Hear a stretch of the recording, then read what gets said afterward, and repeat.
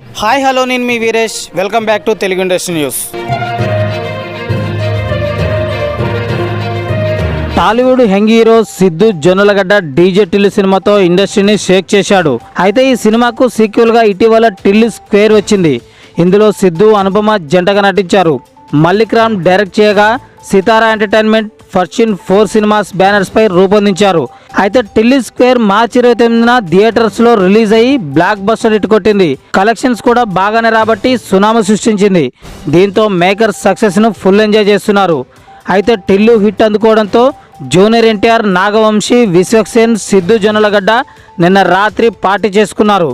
దీనికి సంబంధించిన ఫోటోలు సిద్ధు నెట్టింట పోస్ట్ చేస్తూ ఇంట్రెస్టింగ్ క్యాప్షన్స్ జత చేశాడు.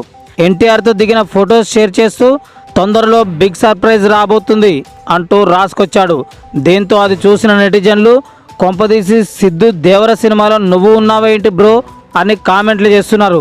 అలాగే కొందరు RRR2 రాబోతుందేమో, అందులో వీరిద్దరు నటిస్తున్నారేమో అని చర్చించుకుంటున్నారు.